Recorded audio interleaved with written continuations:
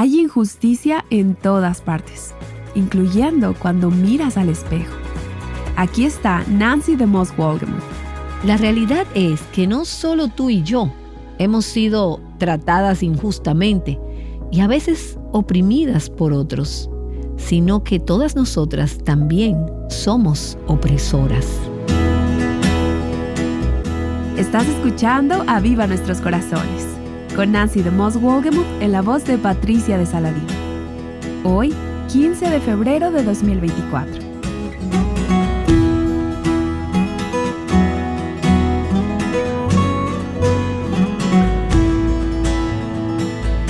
Creo que todas hemos escuchado sobre situaciones en las que una persona con una posición de poder se ha aprovechado de alguien más débil. Tal vez tú misma lo hayas experimentado. La Biblia lo llama injusticia u opresión. Ayer, en algunos países se celebró el Día del Amor y la Amistad. Hoy, Nancy DeMoss Wolgemuth nos va a mostrar lo que la palabra de Dios dice sobre la opresión en esta serie titulada El poder de las relaciones. Veremos cómo podemos glorificar a Dios en nuestras relaciones, especialmente cuando han pecado contra nosotras o cuando hemos pecado contra otros. Quiero animarte a que abras tu Biblia si puedes en el libro de Eclesiastés, en el capítulo 4, porque durante este estudio vamos a estar estudiando los primeros 12 versículos. Este es un estudio sobre las relaciones, el poder de las relaciones. En el programa anterior desglosamos el pasaje en 3 párrafos y hoy vamos a continuar con el primer párrafo de Eclesiastés capítulo 4, donde el escritor habla sobre el dolor de la opresión y de la injusticia en las relaciones humanas. Relaciones que son pecaminosas, dañinas y dañadas. Y en los días siguientes vamos a tratar el problema del aislamiento, del confinamiento en las relaciones humanas. Y por la gracia de Dios vamos a hablar también sobre el poder de la intimidad en nuestras relaciones. Vamos a comenzar con el versículo 1 de Eclesiastés capítulo 4, donde el escritor dijo: Entonces yo me volví y observé todas las opresiones que se cometen bajo el sol. Dijimos en el programa anterior que la opresión es inevitable, que las injusticias son una realidad en la vida en este planeta. Y el escritor de Eclesiastés dice: y vi las lágrimas de los oprimidos, y no tenían quien los consolara.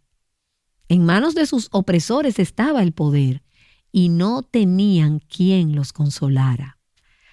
Ahora, dijimos también que hay 3 categorías de personas que se mencionan en este versículo. Y en el programa anterior vimos la primera categoría, que es la de los oprimidos. Y recordamos que Dios ve a aquellos que están siendo oprimidos. Y Él conoce sus circunstancias, Él conoce sus situaciones y a Él le importa. Dios siempre está trabajando para llevar a cabo su plan. Y parte de su plan es que al final toda opresión, toda injusticia van a ser corregidas. Quizás no sea tan rápido como a nosotras nos gustaría que fuese, pero cuando veamos a Dios en la eternidad, miraremos hacia atrás y estaremos de acuerdo con Él y le diremos: Señor, la manera en que lo hiciste fue la mejor y la manera en que lo hiciste fue la correcta. Así que tenemos en este versículo a aquellos que están oprimidos, pero quiero que notemos quiénes son los que oprimen. Porque dice: observé todas las opresiones. Si hay gente oprimida, entonces sabemos que queda implícito que hay personas que están oprimiendo. Y en el Antiguo Testamento en particular, pero en el Nuevo Testamento también, puedes encontrar cientos, quizás haya miles de leyes en relación a cómo debemos tratarnos los unos a los otros. Porque esto es algo que le importa a Dios, el cómo nos tratamos unos a otros. Y en la Escritura hay muchas leyes y recomendaciones específicas sobre cómo tratar con aquellos que están necesitados, con aquellos que están oprimidos, con los que por diversas circunstancias de la vida son pobres o están destituidos. Aprendemos en la Escritura que Dios toma en serio cuando los hermanos se oprimen unos a otros, cuando las personas tratan a los demás de forma desagradable o inapropiada o duramente o quizás erróneamente. aprendemos que Dios va a juzgar a los opresores, porque Dios toma en serio la opresión. Y hay varias categorías específicas, particularmente en el Antiguo Testamento, en las que Dios enfatiza el tipo de personas oprimidas que le preocupan y que le importan. Él habla de los pobres, de las viudas, de los huérfanos, de las personas que trabajan para nosotros, de los empleados, también de nuestros vecinos, de las mujeres, los niños, y otra categoría son los presos. Al leer en el Antiguo Testamento, puedes pensar en estos grupos de personas. Y déjame leerte unos cuantos versículos y escucha cuán serio es para Dios cuando oprimimos a estas personas por las que Él se preocupa. Dice Deuteronomio 27:19, maldito el que pervierta el derecho del extranjero, del huérfano y de la viuda. Y todo el pueblo dirá, amén. Estas son las personas por las que Dios se preocupa y las que Él cuida. Y nos dice a nosotros que deberíamos cuidar de estas personas también. En Proverbios dice, no robes al pobre, porque es pobre, ni aplastes al afligido en la puerta, porque el Señor defenderá su causa y quitará la vida de los que los despojan. Aplastas al pobre, Dios te dice, te aplastaré a ti también. No es bueno estar en la categoría del opresor. En Santiago, capítulo 5, leemos sobre cómo los opresores ricos serán juzgados. Ahora, él no dice que ser rico sea incorrecto, pero sí dice que está mal tener riquezas y usar ese poder para oprimir a otros. En el versículo 1 de Santiago 5 dice, oigan ahora, ricos, lloren y aúllen por las miserias que vienen sobre ustedes. Y entonces pasa a detallar cuáles serán algunas de esas miserias. Pero él dice, ¿por qué vienen estas miserias? Mira el versículo 4 de Santiago capítulo 5. Miren, el jornal de los obreros que han cegado sus campos y que ha sido retenido por ustedes, clama contra ustedes. El punto es que no le pagaste a las personas que trabajaban para ti y los trataste injustamente. Esos salarios están clamando en tu contra. Dice, y el clamor de los segadores ha llegado a los oídos del Señor de los ejércitos. Dios escucha el clamor de las personas. Y Santiago dice que les han agraviado, que han pecado contra ellos, los han oprimido. Y en el versículo 9 dice, ya el juez está a la puerta. Y el punto es que hay un juicio venidero para los opresores. Ahora, en gran parte de nuestra cultura actual e incluso en nuestra cultura evangélica, se habla mucho de cómo hemos sido oprimidos, cómo hemos sido víctimas, cómo hemos sido agraviados, cómo se nos ha herido, cómo han pecado contra nosotros. Y todo eso es cierto. Pero la realidad es que no solo hemos sido tú y yo indebidamente tratadas, oprimidas, por otros algunas veces, sino que también somos opresoras. Todas nosotras hemos oprimido a otros, hemos pecado contra otros. A veces decimos, bueno, si estas otras personas no hubieran pecado contra mí, yo no hubiera pecado contra mi pareja, mis padres, mis hijos, mis amigos. Pero Dios no nos da la posibilidad de esa excusa. Él no nos hace responsables por cómo otros han pecado contra nosotras, pero sí nos hace responsables por cómo nosotras hemos respondido a aquellos que han pecado contra nosotras. ¿Cómo oprimimos nosotras a otros? Bueno, yo sé una manera en que todas lo hemos hecho, y es con nuestras lenguas, empequeñeciendo a otros, humillándolos, limitándolos y haciendo comentarios tajantes sobre ellos. ¿Has oprimido a tu marido recientemente? ¿Has oprimido a ese hijo que te exaspera? Oprimimos a otros con chismes, con palabras desagradables o falsas y divulgando falsedades. Oprimimos a otros también con nuestras actitudes, con nuestro comportamiento. cuando los tratamos dura o severamente y cuando tenemos un espíritu desagradable, irritable o enojado.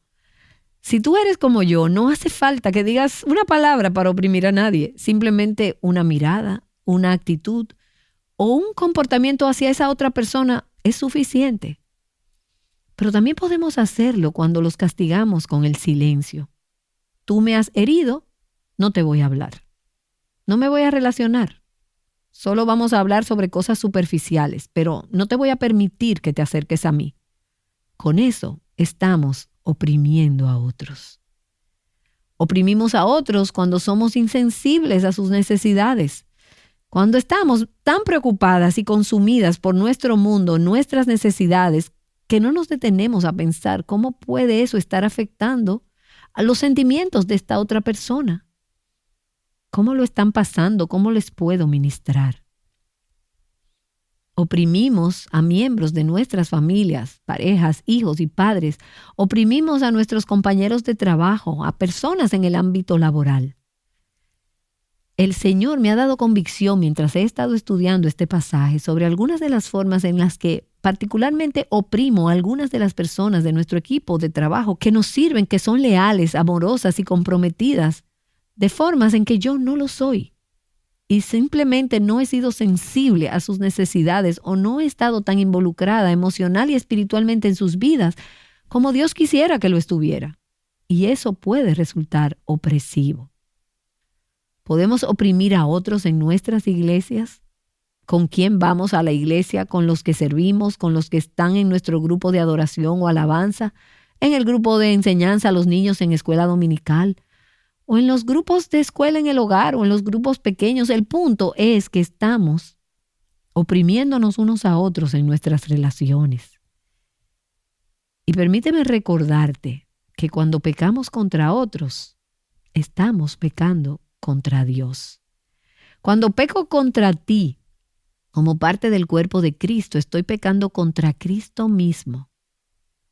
No es algo sin importancia ser el opresor. La Escritura nos dice que hay un juez que está a las puertas. Y este juez está del lado de los oprimidos. Mira, el poder viene de Dios. Y el pasaje que hemos estado estudiando, Eclesiastés capítulo 4, dice que en manos de sus opresores estaba el poder.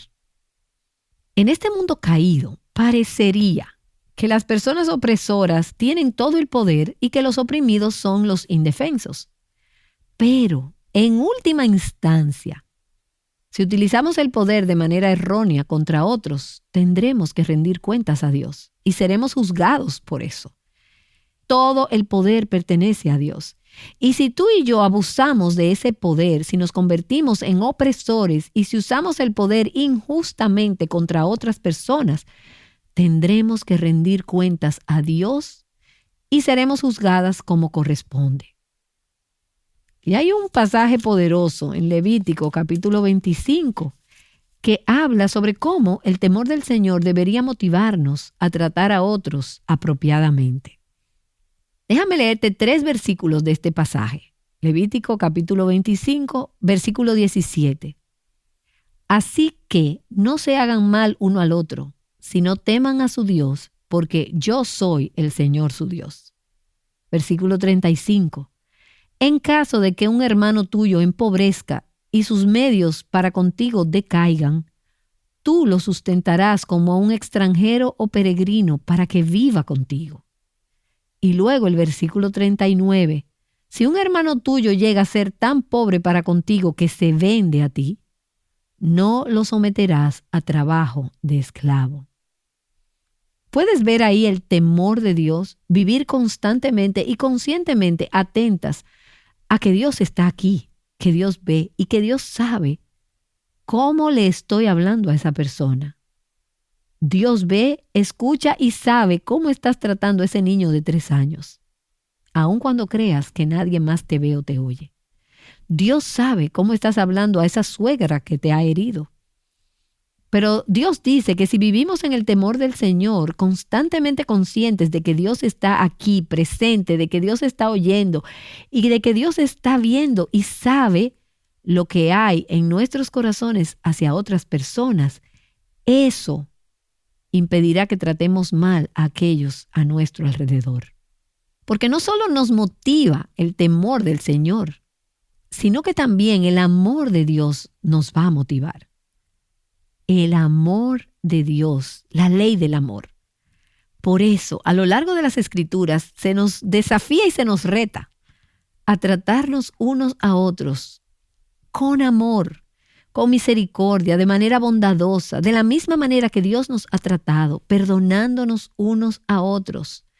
Como dice Efesios capítulo 4, sed más bien amables unos con otros, misericordiosos, perdonándoos unos a otros, así como también Dios os perdonó en Cristo. La ley del amor y el temor de Dios es lo que evitará que maltratemos a los demás. Y durante la semana pasada, mientras yo me preparaba para esta serie, recibí un correo electrónico de una amiga querida que se había sentido muy herida por algo que ella había compartido conmigo y que yo había compartido con otra persona. Y lo hice porque no fui lo suficientemente cuidadosa y sensible para pensarlo bien antes de compartirlo.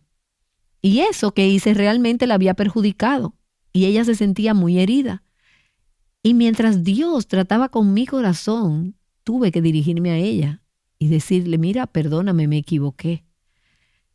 En un sentido, lo que le estaba diciendo era, te he oprimido, he pecado contra ti y nunca debía haber compartido esa información sin haberte preguntado si estabas de acuerdo en que lo compartiera con esta otra persona. Y le pregunté, ¿podrías perdonarme? Y ella, con mucha misericordia, me dijo, estás perdonada. Se trata de reconciliar relaciones y eso es muy, muy importante porque no puedes estar bien con Dios si no estás bien con las personas con las que vives o con las que vas a la iglesia o con las personas que trabajas. También puede que haya situaciones en las que no puedes corregirlo. Y por eso es que Pablo hace la salvedad en el libro de Romanos en el capítulo 12 y dice, si es posible en cuanto de ustedes dependa, estén en paz con todos los hombres. Eso significa que si hay una brecha en tu relación, asegúrate de que no es tu culpa. Asegúrate de que tú has hecho todo lo posible por arreglar la situación, por reconciliarte, por no ser la opresora en la situación. Pero también vemos en este versículo, y está implícito, que no simplemente están aquellos que son oprimidos y aquellos que son opresores, sino también aquellos que consuelan, los consoladores. El versículo dice que no había quien consolara. Esta persona oprimida no tenía con quien llorar. Pero la implicación es que hay personas que están llamadas a consolar a los oprimidos. Y estas personas reflejan el corazón de Dios. A través de las Escrituras podemos ver cómo Dios levanta a aquellos que caen. El Salmo 145:14 nos dice que el Señor sostiene a todos los que caen y levanta a todos los oprimidos. Y en Isaías 61, en los versículos 1 y 2, nos dice, me ha enviado para vendar a los quebrantados de corazón y para consolar a todos los que lloran. Y segunda a los Corintios capítulo 1 dice que Él es el Dios de toda consolación, el cual nos consuela en todas nuestras tribulaciones. Así que cuando consolamos a los oprimidos, estamos reflejando el corazón de Dios, quien es el gran consolador. Él es el Dios de todo consuelo. Y cuando consolamos a otros, nos convertimos en canales de la gracia de Dios y de su consuelo a otros. Él consuela a otros a través de nosotras. Él anima a otros a través de nosotras. Él levanta a otros a través de nosotras. Y por eso es tan importante que reconozcamos que nos necesitamos unos a otros. Somos parte de un cuerpo, somos parte de una familia y podemos consolar a aquellos que están oprimidos como Dios lo hace. Pero también necesitamos recordar que Dios juzga a aquellos que ignoran el clamor de los oprimidos. Las Escrituras dicen que si oyes el clamor de los pobres y lo ignoras, cuando tú clames en tu tiempo de pobreza, Dios te ignorará. Porque Dios toma en serio cuando escuchamos el clamor del corazón de aquellas personas que están heridas, de aquellas que están oprimidas, y les damos la espalda. Y no prestamos atención, no nos preocupamos, no nos involucramos como esos líderes religiosos que pasaron de largo del samaritano que estaba en el camino, como nos dice ese relato de los evangelios. Así que tenemos que escuchar el clamor de los oprimidos. Pregúntate a ti misma, ¿hay personas oprimidas a mi alrededor? Yo te puedo decir, oh sí, las hay. Así que pregúntale a Dios, pídele a Dios que te muestre quiénes son estas personas y cómo Él quiere que tú las consueles.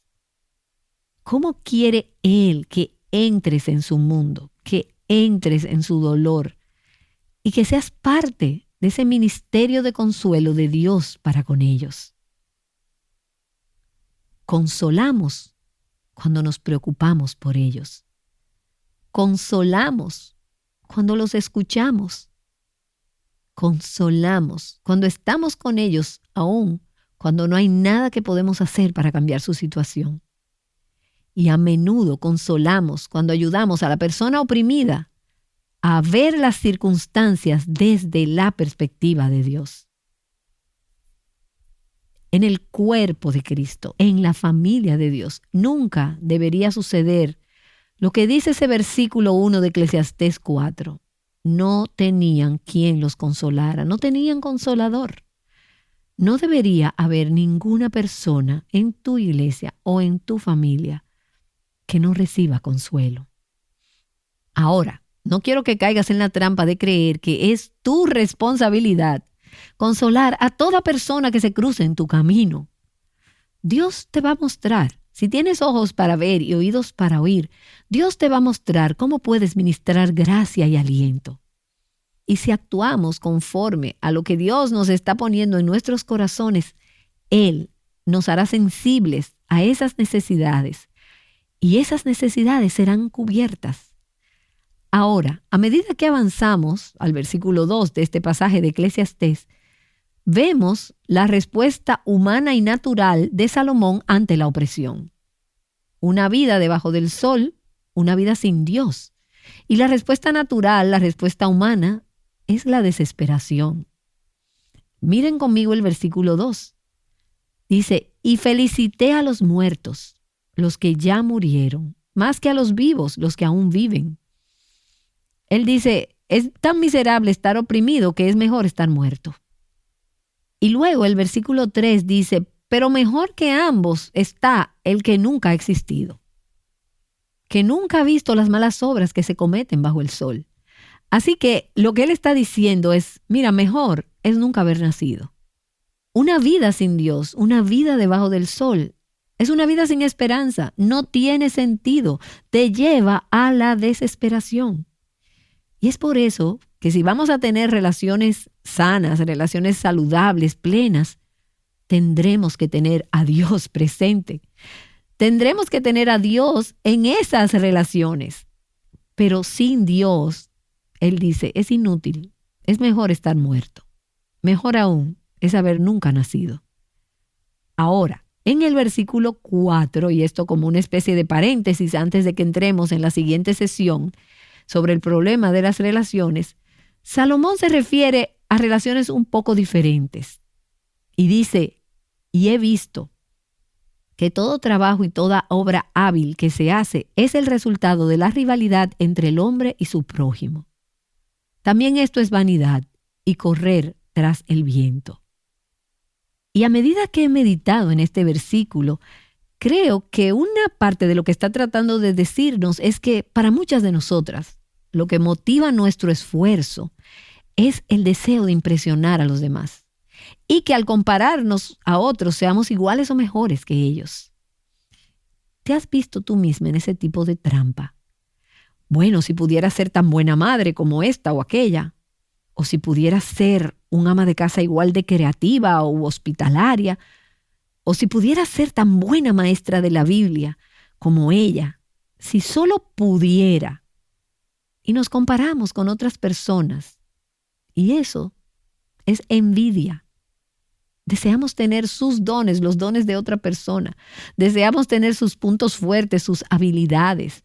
Así que trabajamos y nos esforzamos por obtener buenos resultados, intentando igualar a otros o intentando impresionar a los demás. Y lo que no sabemos es que la persona que hace que todo parezca fácil, probablemente ella te está mirando a ti y dice o piensa, si pudiera hacer las cosas tan bien como las hace ella. Y realmente nos sometemos a una esclavitud cuando nuestros esfuerzos y nuestros trabajos y logros surgen por la envidia de nuestros prójimos.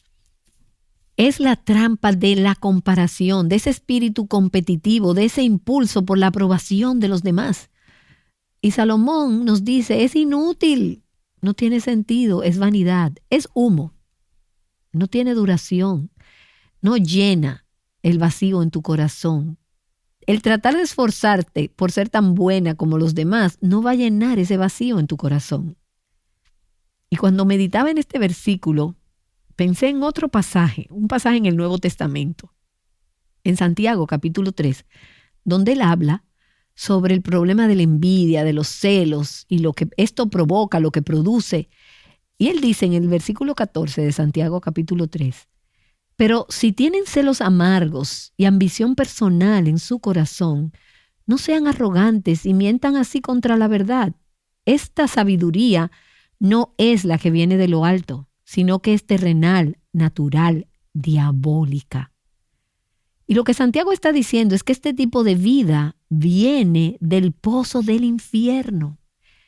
Esta es la senda y el camino de Satanás. Y es lo que crea tensión y perturbación en las relaciones.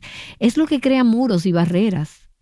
Y luego continúa diciendo en el versículo 16, porque donde hay celos y ambición personal, allí hay confusión y toda cosa mala.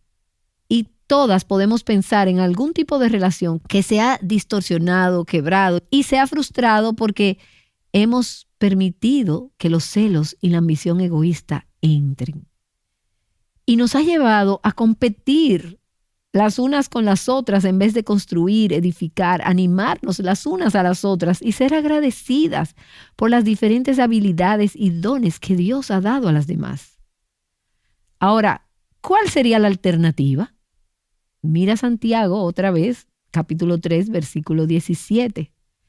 Pero la sabiduría de lo alto es primeramente pura, después pacífica, amable, condescendiente, llena de misericordia y de buenos frutos, sin vacilación ni hipocresía.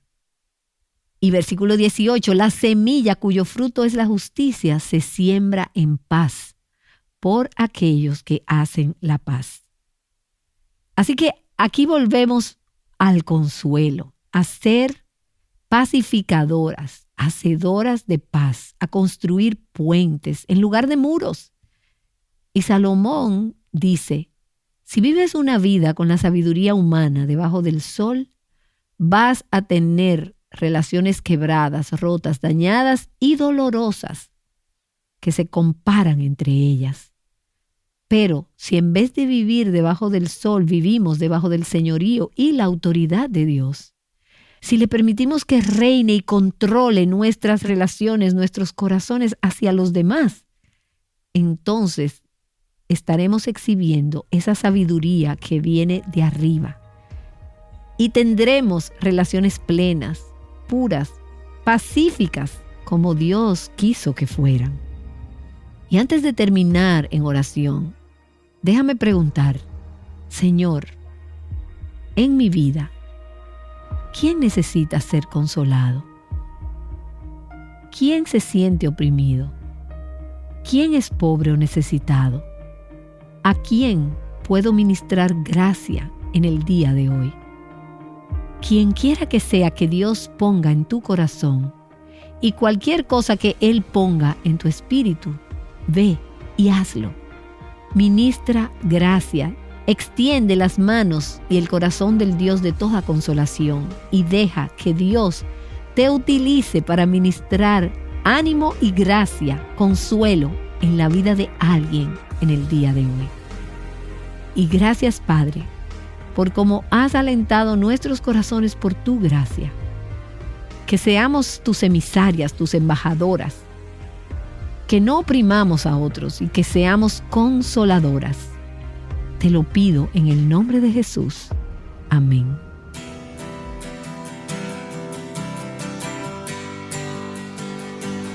Amén. Así como Dios consuela al oprimido, nosotras podemos consolar a aquellos que nos rodean. Espero que hayas sido animada por este mensaje de Nancy. Ahora, si estás en una situación de peligro o abuso, no estamos diciendo que debes permanecer allí sin hacer nada. Aquí es donde las relaciones saludables son tan importantes. Necesitas buscar ayuda y consejo piadoso. Algunas veces, de ser necesario, debes recurrir a las autoridades, dependiendo de tu situación.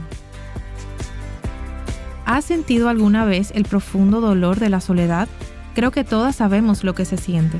Acompáñanos mañana mientras Nancy nos muestra lo que la palabra de Dios tiene que decir acerca de la soledad.